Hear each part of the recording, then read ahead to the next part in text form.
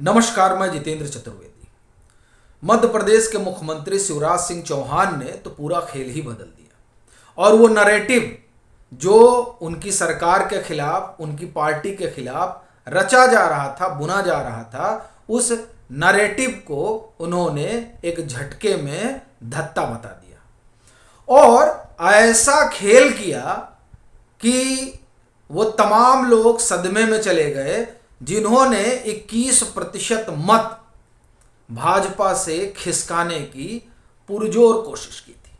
हालांकि वो इसलिए भी इसमें कामयाब रहे क्योंकि जो मौजूदा भाजपा का नेतृत्व है, जो उसकी अगुवाई कर रहे हैं नरेंद्र मोदी, वो दरअसल ये जानते हैं कि इस तरह के नैरेटिव को कैसे ध्वस्त किया जाता है और वहाँ से जो चीज़ें तमाम नेताओं को मिल रही हैं उसी को एक तरह से आप कह सकते हैं कि शिवराज सिंह चौहान ने भी आगे बढ़ाया।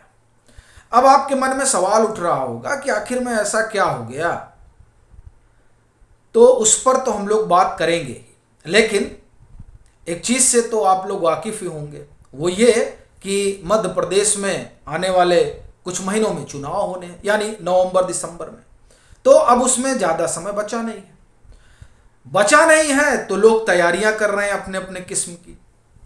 भाजपा भी कर रही है, वो बूथ से लेकर और प्रदेश स्तर तक पूरी आप ये कहें कि संगठन को एनर्जाइज करने में लगे हुए हैं।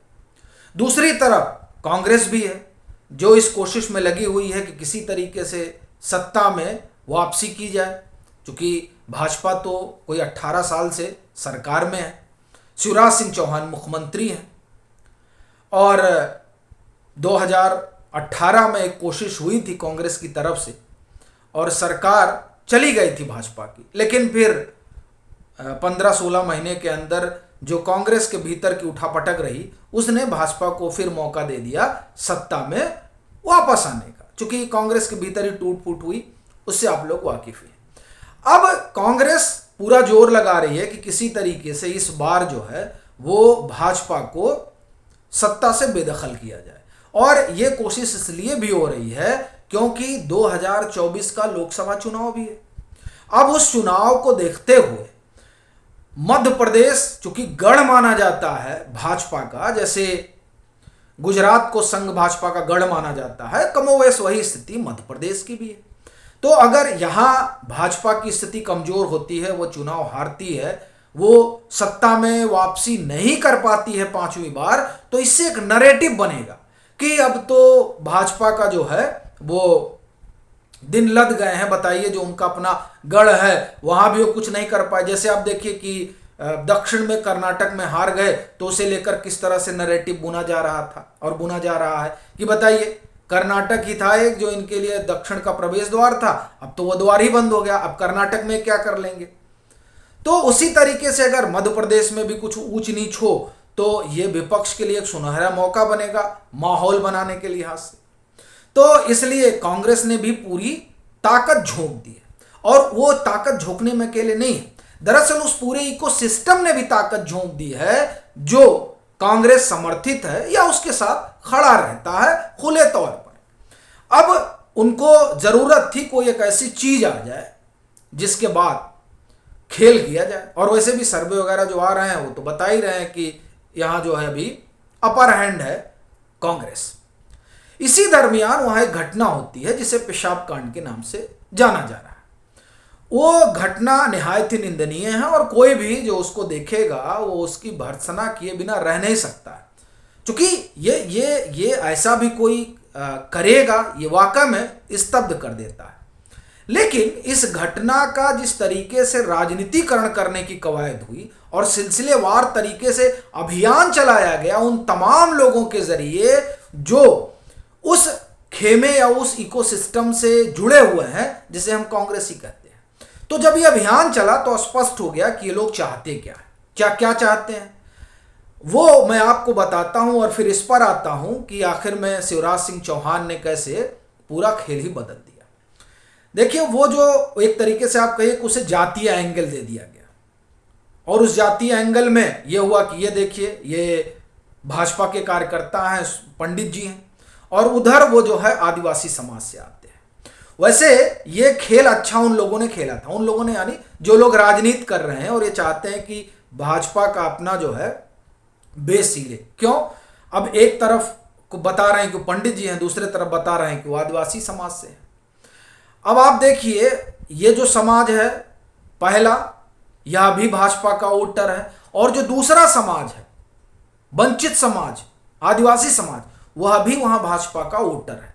आपको जानकर बड़ा ताज्जुब होगा कि कोई 82 सीटें वहां आरक्षित हैं, जिसमें से 47 सीटें जो हैं वो आदिवासी समाज की हैं और 35 सीटें जो हैं वो दलित समाज की हैं। अब आप ये समझ सकते हैं कि इन 82 सीटों में जो 60 से ऊपर जिसका कब्जा होता है, यानी जो जीत जाता है, वो मध्य प्रदेश में सरकार बनाता है।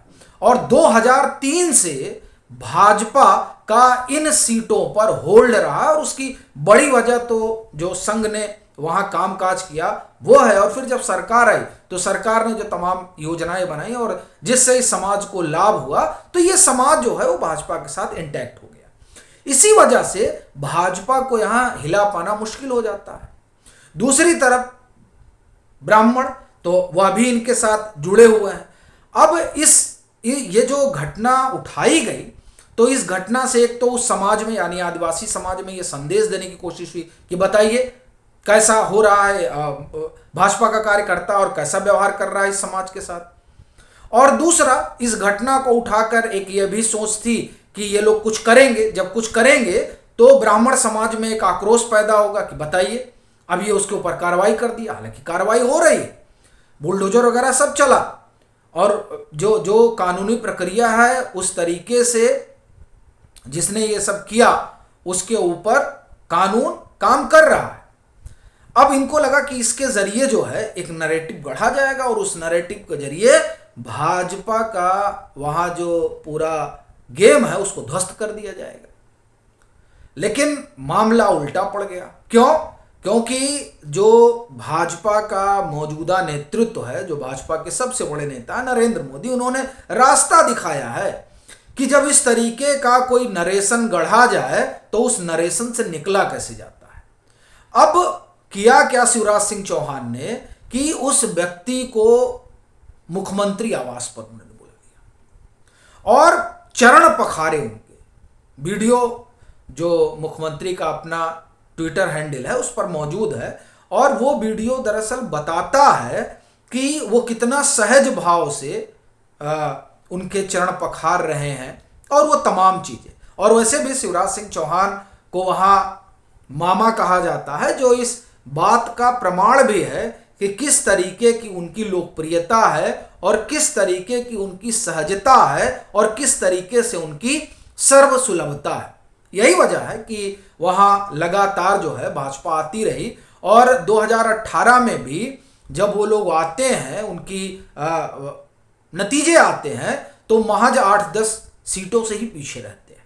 अभी भी जो सर्वे वगैरह आ रहा है उस सर्वे पर अगर आप गौर करें तो 106 से 114 बताया जा रहा है भाजपा को, और 108 से 120 बताया जा रहा है कांग्रेस को, यानी कोई बहुत भारी अंतर नहीं है। लेकिन इस सब नैरेटिव के जरिए एक बड़ा अंतर तैयार करने की कोशिश चल रही थी, लेकिन शिवराज सिंह चौहान ने इस पूरी कोशिश को ही ध्वस्त कर दिया।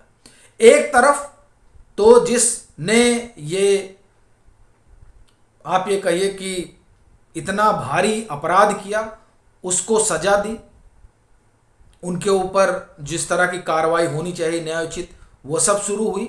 और दूसरा, इस समाज को किसी भी तरीके का ऐसा आप ये कहें कि अनुभव ना हो कि उनके साथ जो है वो द्वैन दर्जे का व्यवहार होता है, तो उसको वो इस तरीके का भाव ना पैदा हो, इस वजह से मुख्यमंत्री ने ये वो तमाम चीजें की जिससे उनको लगे कि नहीं, वह भी इस सूबे के, इस देश के सम्मानित नागरिक हैं, और ये नहीं कि वो आदिवासी समाज से आते हैं तो उनके साथ कोई कुछ भी कर सकता है। तो ये जो संदेश दिया है शिवराज सिंह चौहान ने, उससे मध्य प्रदेश में जो कहा जा रहा था कि कुछ भी हो सकता है, वो पूरा मामला ही जो है अब पलट गया है। बाकी आपकी अपनी क्या राय है ज़रूर साझा करें। मतांतर से नहीं जुड़े हैं तो जुड़ें, वीडियो को लाइक करें और खूब शेयर करें।